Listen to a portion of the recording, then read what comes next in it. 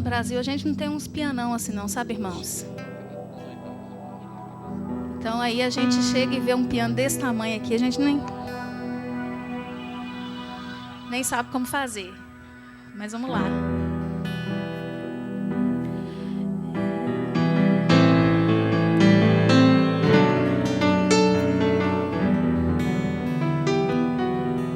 Era um homem de Nazaré, não via nele virtude qualquer, sua aparência tão comum, seus vestidos tão comuns, era simples como qualquer um. Mas em seu rosto via grande amor, em seus olhos via compaixão. Minha redenção estava em suas mãos, abertas lá na cruz, estendidas lá na cruz por mim. Minha paz estava nele, cura e vida eterna encontrei em Jesus, o Cordeiro que foi morto, que se entregou, que se deu em meu lugar por me amar, por me amar. Minha paz estava nele, cura e vida eterna encontrei em Jesus, o Cordeiro que foi morto, que se entregou, que se deu em meu lugar por me amar, por me amar.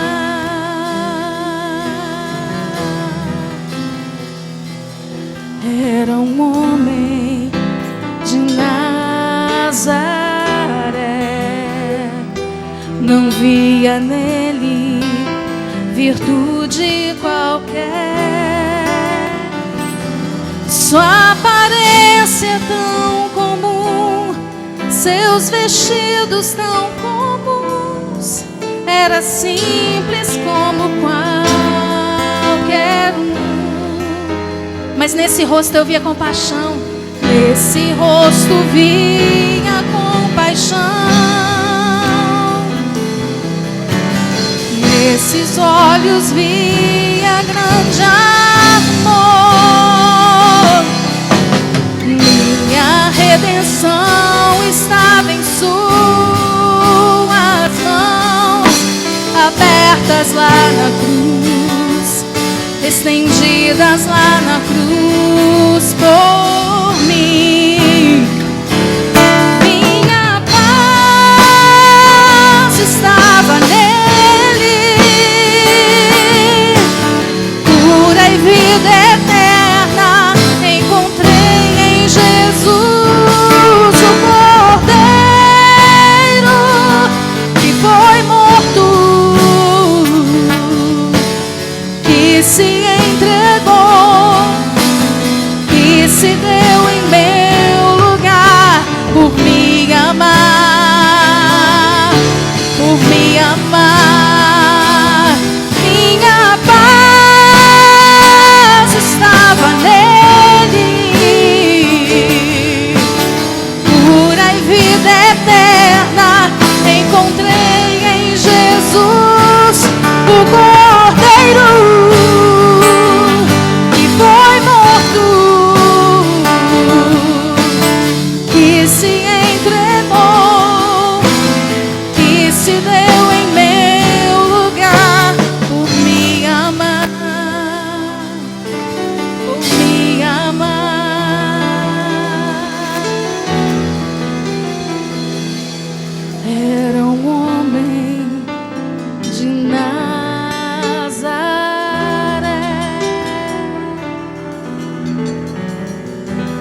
Aleluia.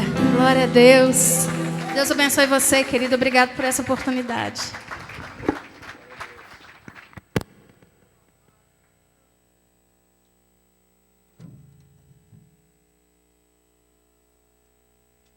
Aleluia. Por causa desse homem de Nazaré que nós estamos aqui, né?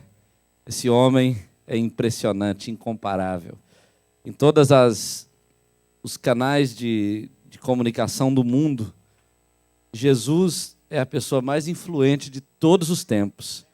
Ele nunca escreveu uma linha, ele nunca apareceu na televisão, ele viveu há mais de 2000 anos atrás e ele continua sendo a pessoa mais comentada do mundo em todas as religiões, em todas as mídias. Fala-se de Jesus nas corporações, nas grandes organizações empresariais, nas escolas, nas universidades. Fala bem, fala mal, mas fala dele o tempo todo. Ele é muito influente. Jesus realmente é incomparável, é poderoso, é tremendo. E nós o amamos com o nosso coração, com o nosso estômago, com a nossa alma, com o nosso pâncreas, com os nossos ouvidos, com os nossos olhos, com a nossa vida. Nós somos apaixonados por ele, né? Aleluia, Jesus. Abra comigo sua Bíblia no livro de Ezequiel, no capítulo de número 22. Eu quero realmente expressar a minha alegria de estar aqui com o Vitor, com a Ana Paula. Eu chamo de Vitor porque eu conheci ele há 30 quilos mais jovem, né? E tem até uma foto dele lá, eu estava lá no quarto, estava observando. Rapaz, você era magro, viu? Deus teve misericórdia de ti, homem. Eu também era assim. Mas é um querido irmão, amigo, e eu me alegro muito de estar aqui com vocês.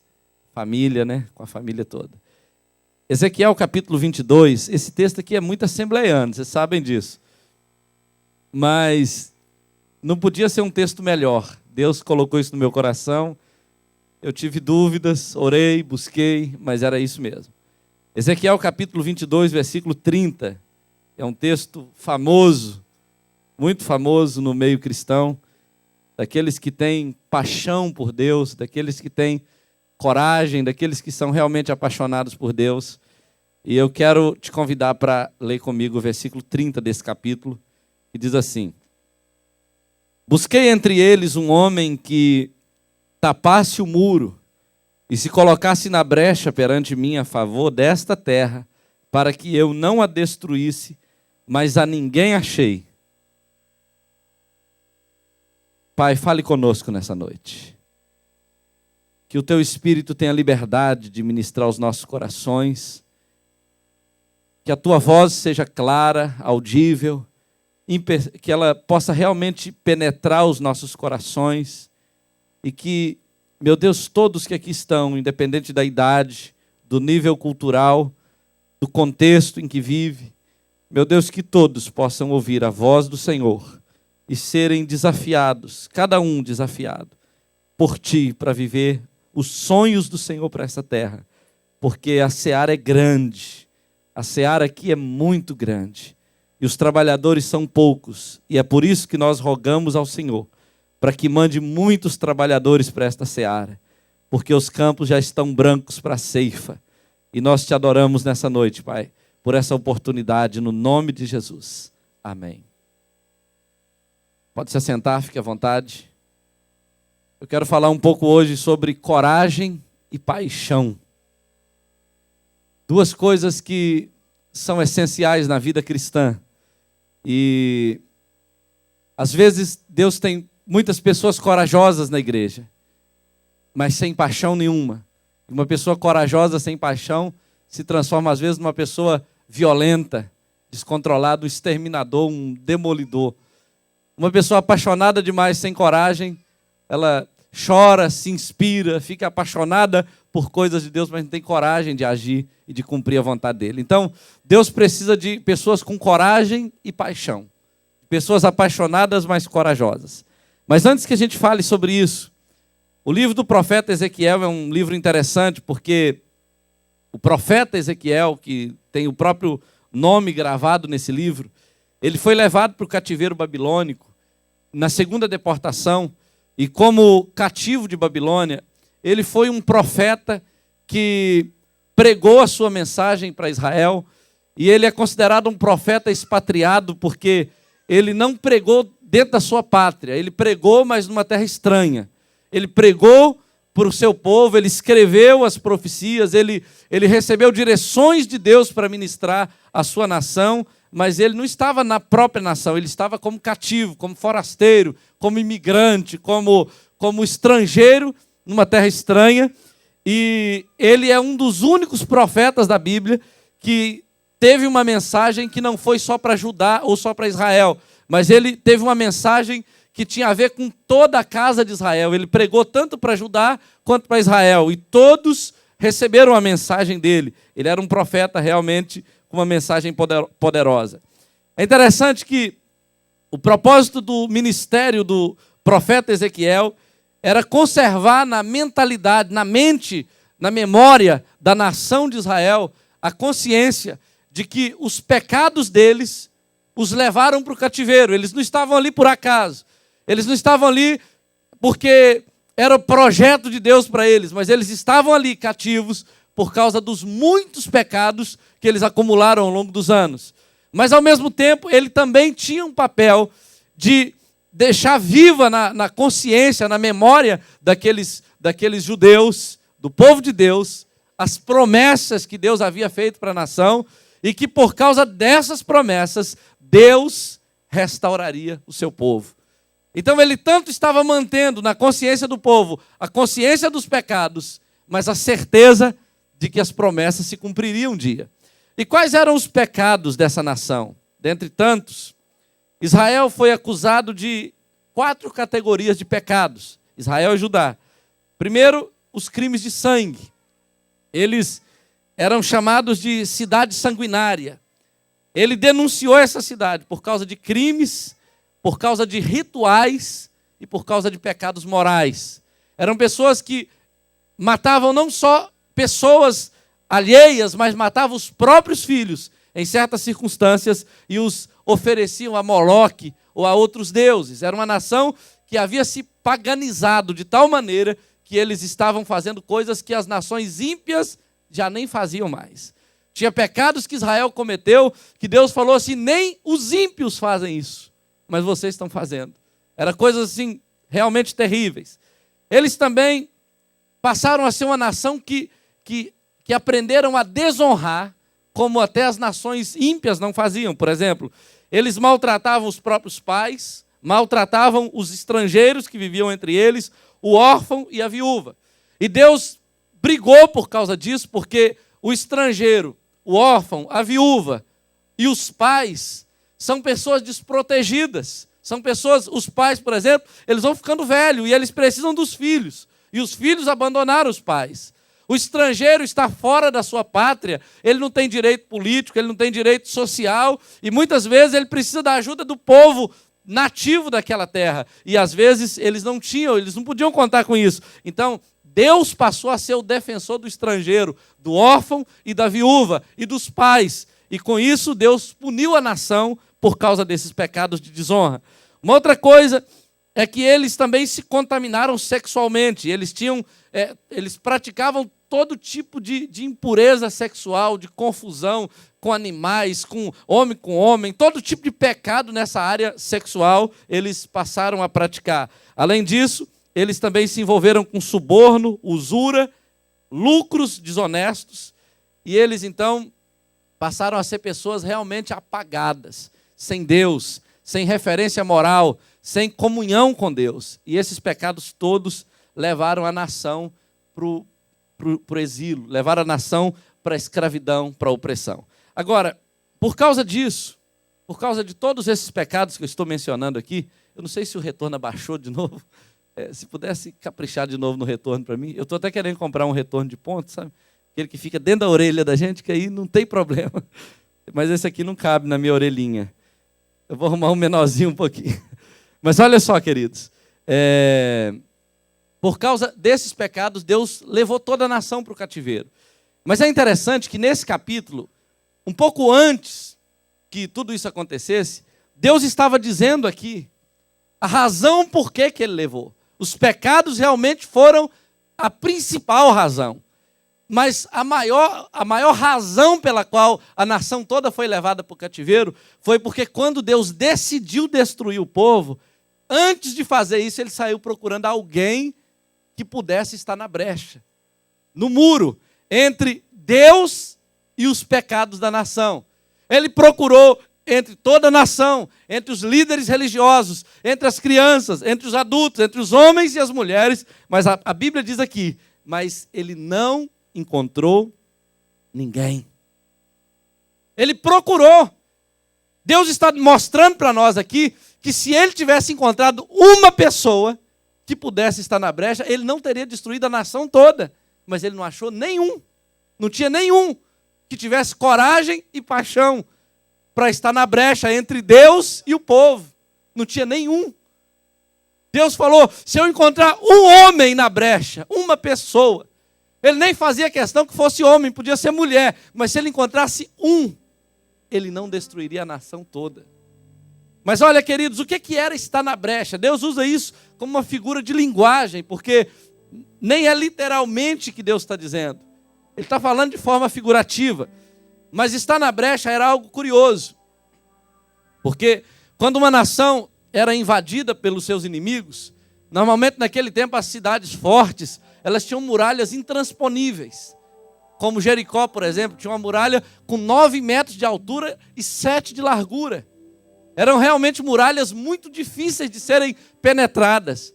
Mas quando o exército percebia que havia alguma área de fragilidade na muralha, eles atacavam naquele ponto, iam quebrando a muralha, fazendo uma fissura no muro.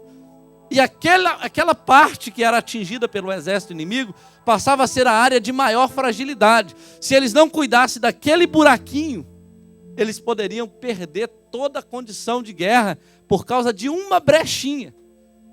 Deus não estava preocupado com a muralha toda, ele estava preocupado com aquele ponto. Só que aí o que acontece? O exército todo, em vez de ficar olhando toda a muralha, tinha que prestar atenção naquela brecha. E eles tinham que se organizar ali, colocar uma corporação de soldados ali, e eles colocariam um soldado dentro da brecha. Ele ia tentando defender a nação, mas de repente ele era vazado, ele morria. E aí eles tinham que empurrar aquele soldado para fora e outro tinha que ficar na brecha. E ele defendia a nação por um tempo. Aí ele morria. Alguém empurrava ele e outro entrava na brecha e ficava defendendo a nação. Depois ele morria, alguém empurrava ele e outro entrava na brecha e ficava ali defendendo a nação. Por isso, ficar na brecha era algo difícil. Ninguém queria estar na brecha. Ninguém tinha coragem suficiente para colocar sua vida em risco, para colocar seus sonhos, para colocar seus projetos em risco e ficar ali na brecha, porque talvez era jovem demais, porque era inteligente demais, era bonito demais, estava ocupado demais para ficar ali na brecha e gastar a sua vida para defender a nação. Por isso, Deus procurou alguém que tivesse coragem, alguém que tivesse paixão, mas ele não achou ninguém. Não tinha uma pessoa que colocasse sua vida em risco, que se pusesse realmente à disposição de Deus. Olha, queridos, nesse caso aqui, Deus não achou ninguém, mas a história bíblica está cheia de pessoas, de homens, de mulheres, que tiveram coragem. E eu quero mostrar para vocês de uma forma retrocedendo, voltando ao passado, eu quero mostrar para vocês outras ocasiões que Deus poupou a nação por causa de pessoas que tiveram coragem e paixão. E eu posso dizer para você que assim como no passado Deus fez, se Ele encontrar outro hoje no presente, Ele fará de novo. Mais uma vez Deus faz. Eu vou te falar de 3 pessoas da Bíblia e uma pessoa que viveu aqui nos Estados Unidos, depois se entregou completamente a Deus, para o seu propósito. A primeira pessoa que me chama a atenção na Bíblia, eu nem vou ler a Bíblia, eu vou só contar a história. Se você não souber do que eu estou falando aqui, você vai lembrar hoje da escola que vai começar na próxima quinta, sem ser essa outra, e vai falar, eu tenho que ir para a igreja, aprender a palavra. Eu vou só te contar a história e você vai ver. Isso está na Bíblia? Está na Bíblia. Olha só. A primeira pessoa que me chama a atenção é Mordecai. Diga comigo. Mordecai foi um homem de coragem e paixão. Eu gosto muito de Mordecai, queridos, porque ele era um judeu comum. Ele não era um homem proeminente, ele não era famoso, ele não era líder de nada. Ele era apenas um homem de Deus, que conhecia a promessa de Deus, que sabia do propósito de Deus e estava atento. Houve uma situação em Suzã, na Pérsia, quando Israel teve a sua vida entregue nas mãos do inimigo, a nação toda. A Bíblia diz que havia um homem chamado Amã que odiava Israel, que detestava Israel, que tinha raiva de Mordecai e que queria muito acabar, não só com Mordecai, ele queria acabar com todo o povo de Deus num dia só. Num dia só. E um dia, encurtando a história, se você quiser, acompanhe essa história no livro de Esther. Um dia, esse homem tomou uma decisão de manhã cedo, foi diante do rei, e ele disse que ele precisava de uma autorização do rei para exterminar todos os inimigos dele, e ele então conseguiu, de maneira injusta, indevida, o direito para matar todos os judeus. Todos os judeus. E a Bíblia diz que esse homem chamado Mordecai, é aí que ele aparece realmente. A Bíblia diz que quando esse homem soube disso, ele teve uma atitude muito louca. Um homem de coragem e paixão. A Bíblia diz que a primeira coisa que ele fez foi rasgar as vestes. Ele rasgou as suas vestes, isso é um ato de humilhação. Quando você não dá mais valor ao estereótipo, à aparência, ao exterior, ao que os outros estão vendo. Ele rasgou a roupa. Além disso, a Bíblia diz que ele se cobriu com um pano de saco e colocou na sua cabeça cinza, como sinal de humilhação, de sofrimento, de angústia. Um homem de coragem e paixão tem coragem de fazer isso. A Bíblia diz que ele saiu gritando pela cidade, com grande e amargo clamor, contando para todos o que o inimigo estava tramando contra a nação de Israel.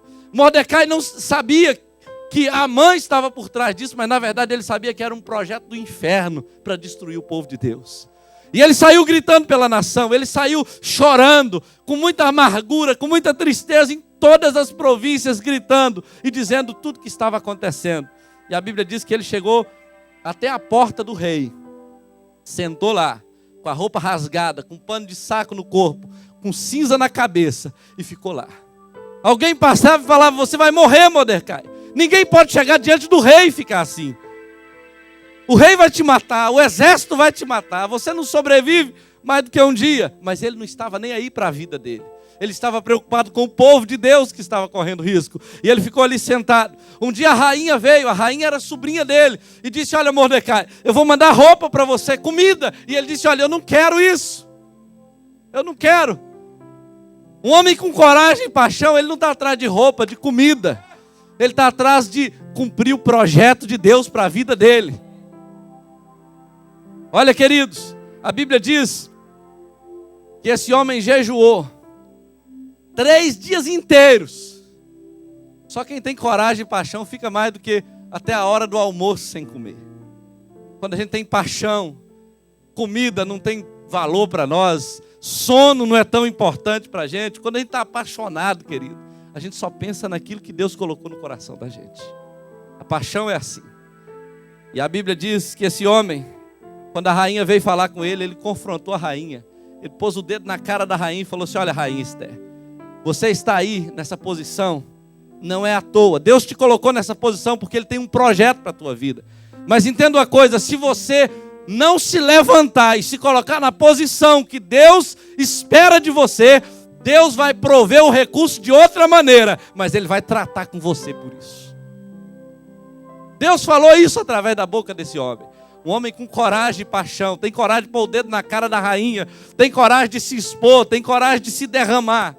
E a história conta que no dia que estava marcado, no dia que estava marcado para acabar com Israel inteiro, eu não falo que foi um dia antes ou um dia depois, foi na data que estava marcado para Israel morrer. Sabe o que aconteceu?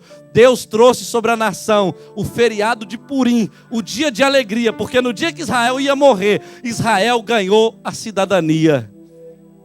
No dia, Deus inverteu a situação todinha por causa de um homem com coragem e paixão. Um homem. Deus só usou um homem. Deus pode te usar, meu querido. Uma outra pessoa que me chama a atenção na história da Bíblia é Gideão. Gideão era um homem com coragem e paixão também. O livro de Juízes fala um pouco da história desse homem a partir do capítulo 6. Você vai ver. A Bíblia diz que Israel estava por 7 anos debaixo de um cativeiro.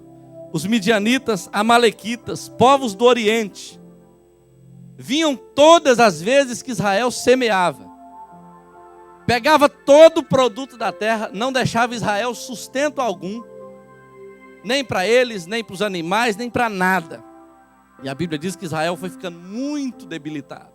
Israel foi perdendo as forças, foi perdendo a fé, foi perdendo o ânimo, foi abandonando suas casas e foi vivendo nas montanhas. E chegou um tempo que eles começaram a viver dentro do buraco, atrás de fortificações, oprimidos pelo diabo. O diabo vai escravizando, vai empurrando, vai jogando a gente para trás dos buracos, vai colocando a gente atrás de fortificações para a gente viver escondido, com medo. Parece que a gente não tem poder, não tem autoridade, não tem unção. A gente vai esfriando, vai morrendo, vai se apagando. Era isso que Israel estava vivendo. A Bíblia diz que justamente nessa situação, um homem chamado Gideão, jovem, sem dinheiro, sem fama, de uma família pequena, de um povo pobre. Ele era membro de uma tribo pobre, pequena, insignificante. Ele era o mais novo da sua casa. A Bíblia diz que ele, de repente, começa dentro de um lagar, que era um grande buraco na pedra para malhar, para pisar a uva. Ele começa a malhar o trigo dentro do buraco, escondido, sozinho, no anonimato, malhando o trigo no lagar para o pôr a salvo dos midianitas. A Bíblia diz que ninguém sabia disso, ninguém via isso.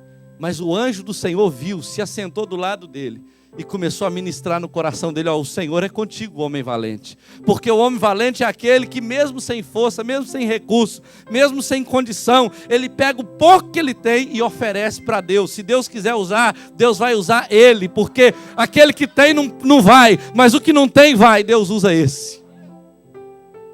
A Bíblia diz, querido, que o anjo elogiou Gideão e Gideão começa a travar uma luta com o anjo dizendo assim: mas se o Senhor é comigo, por que que a minha nação está vivendo no buraco, atrás de covas, passando por tudo isso que nós estamos passando?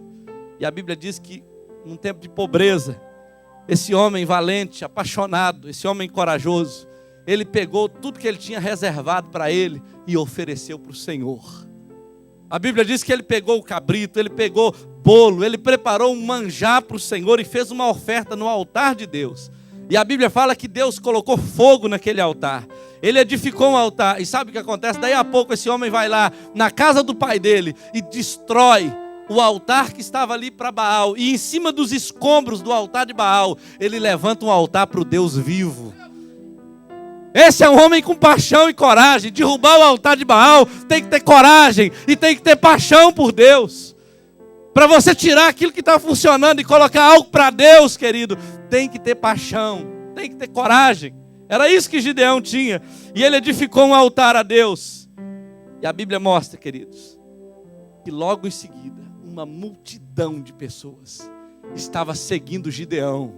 Ele era sozinho quando ele começou, mas ele já não estava mais sozinho, porque quando ele tocou a trombeta, a Bíblia diz que apareceu gente de tudo que é lado. E ele pôde escolher quem era de Deus e quem não era de Deus. E com 300 homens, esse homem se preparou com uma tocha na mão, com um cântaro vazio, com uma trombeta, um chofar na mão. A Bíblia diz que eles se prepararam e eles desceram naquela madrugada diante do arraial dos inimigos. Todos estavam dormindo e eles combinaram o seguinte: olha, quando chegar a hora, todos nós vamos quebrar o cântaro juntos.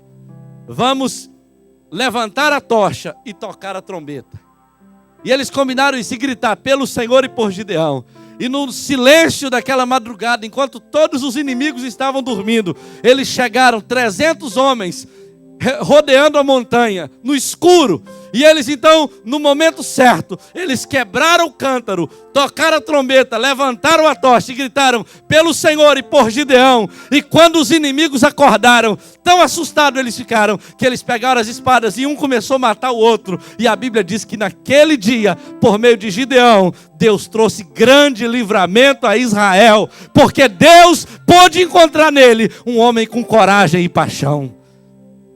Diga comigo assim: nesta noite, Deus vai encontrar em mim alguém com paixão e coragem.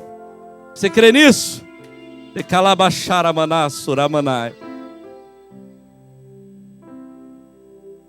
Aleluia.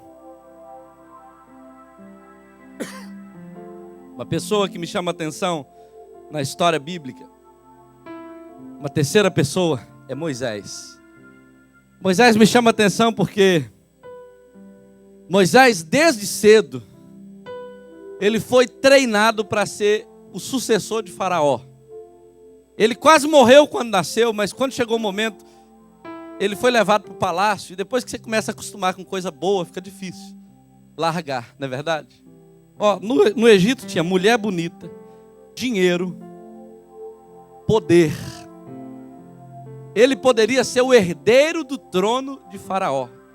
Ele podia ter a mulher que quisesse, podia morar na casa que quisesse, podia ser o rei do Egito. Isso era dele, era para ele.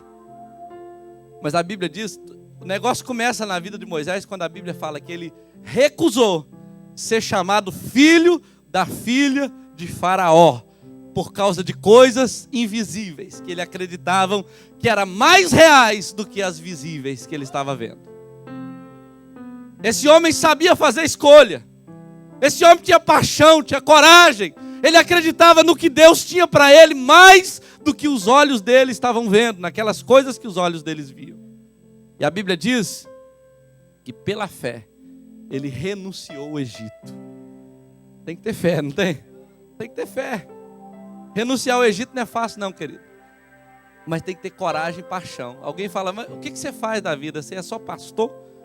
O que você faz na vida? Você parou de trabalhar um pouquinho aqui para cuidar dessa pessoa? E os $20 por hora? Você está indo discipular alguém na hora que você poderia estar ganhando 20? Ou 50? Não sei quanto que ganha, né? Você entende? Às vezes, querida, as pessoas falam isso com a gente. Você trabalha também ou você é só pastor? Né? Porque dá a ideia que a gente está perdendo tempo da vida da gente, fazendo o que Deus nos mandou fazer. Lá em Viçosa nós temos pessoas, todos os tipos de gente, como toda igreja tem, mas nós temos percebido o seguinte: as pessoas que mais produzem para Deus, sabe quem são? São as pessoas que menos têm tempo. Elas criam tempo, elas gastam tempo para orar. Você vai lá de madrugada orar, elas estão lá. Elas acham um tempinho no meio do dia para falar de Jesus. Tem umas que não conseguem parar durante o dia, aí elas falam com as pessoas que elas estão contactando no trabalho.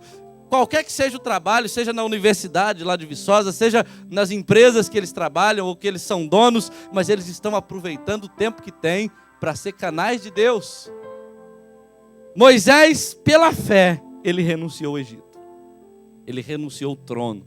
Ele deixou tudo aquilo. Mas uma coisa que me chama a atenção na vida de Moisés não é nenhuma dessas coisas que ele fez. Teve um momento na vida de Moisés que Deus estava profundamente zangado com o povo. E Deus falou assim, olha, Moisés, chamou Moisés no particular e falou, eu vou matar todos os filhos de Israel. Vou acabar com toda a nação. E a única pessoa que eu gosto na nação toda é você, Moisés. E eu vou fazer uma nação só de gente igual a você. Daqui para frente o meu povo vai ser tudo parecido com você, Moisés. Eu não quero mais ninguém de Israel, eu só quero você. Imagina Deus falando com você, Vitor, eu cansei desse povo aqui da como é que é? Revival Church. Aleluia. Isso é uma língua estranha, né? Americana. Aí, olha só, Deus fala assim, Vitor, eu cansei desse povo todo, eu quero só você. Você vai ser agora a minha ovelha modelo. Vou fazer um monte de Vitinha, Vitem. Vou fazer só gente parecida com você. Vitória. Já imaginou que proposta de Deus? Eu não estou falando que é o diabo, não. É o Espírito Santo. Deus falou isso com Moisés. Olha, eu só quero gente igual a você. Sabe o que Moisés falou com Deus? Primeiro que Deus falou, Moisés falou assim, olha Deus, é melhor só pensar sobre isso. É melhor só se arrepender disso. Moisés mandou Deus se arrepender do que ele estava querendo fazer. E Moisés falou assim, mas olha só, escuta bem uma coisa, Deus. Se o Senhor for fazer isso mesmo, e mandar todo mundo para o inferno, eu quero chegar lá antes de todo mundo, me manda primeiro para o inferno. Risca meu nome do livro da vida. Se o Senhor vai matar esse povo e mandar todo mundo para o inferno, me manda primeiro, porque eu estou comprometido com esse povo. Olha, para fazer isso, querido, tem que ter coragem e paixão. Paulo falou o seguinte, olha, eu queria ser anátema, eu queria ser separado de Cristo, eu queria morar nos quintos dos infernos, se isso trouxesse salvação aos judeus. Olha que comprometimento, que coragem de escrever um trem desse na Bíblia, de dizer que esse é o desejo dele. Moisés falou exatamente isso. Se o Senhor vai matar esse povo, me mata primeiro. Se o Senhor vai rejeitar esse povo, me rejeita primeiro. Se o Senhor vai mandar esse povo para o inferno, eu quero ir primeiro. Primeiro. E sabe o que é que Deus fez? A Bíblia diz, e Deus se arrependeu do que ele ia fazer e não fez. Deus falou, não, Moisés, então se é assim eu vou poupar todo mundo por causa de você. Olha um homem na brecha. Olha o que é que Deus pode fazer com alguém que tem coragem e paixão, queridos. Olha, meus queridos, há uns anos atrás, uma mulher chamada Elizabeth Jaeger, ela era do Exército da Salvação. Inclusive você vai andar aí nos Estados Unidos e vai ver vários lugares com esse nome, Exército da Salvação. Eu já vi alguns, tentei entrar em um, mas eu acho que estava fora do horário. Esse lugar foi gerado por uma visão de paixão, de coragem. Eram pessoas que tinham coragem de morrer por Cristo. Eles iam naqueles lugares onde ninguém queria ir. Eles pregavam para pobres. Se tinha alguém tacando ovo podre em algum pregador, era para lá que eles iam. Se tinha alguém sendo apedrejado porque estava pregando o evangelho, era para lá que esses líderes iam, do Exército da Salvação. E é interessante, meus queridos, que uma mulher chamada Elizabeth Jaeger, ela era loira, de olhos azuis, ela estudou acho que em Genebra, não em Genebra, na Inglaterra, não me lembro exatamente o lugar, era estudada, era jovem, poderia ter um bom casamento, mas ela se entregou como missionária na Índia. E teve um dia que ela estava lá dentro da sua tenda, escutou um velhinho gritando de dor. E ele estava sendo carregado por dois homens, um indiano. Um estrepe de madeira entrou no seu pé e cravou lá dentro, ficando só aquele pontinho preto.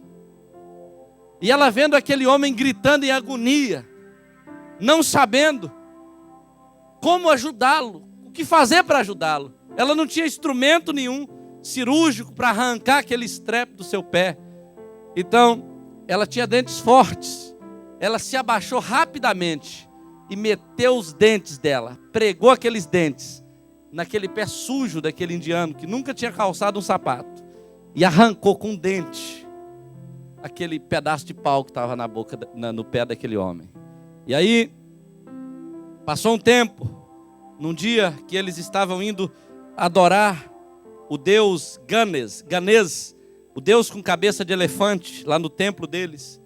Essa mulher subiu num lugar que eles chamam de sacrário e ficou bem lá dentro. Mulher nenhuma podia entrar naquele templo, mas ela entrou e ficou escondida. Alguém disse, olha, se você entrar você morre. Mas ela entrou, subiu, ficou lá no sacrário. E aí aqueles homens entraram no dia de lua clara para oferecer suas oferendas aos deuses, o deus com cabeça de elefante.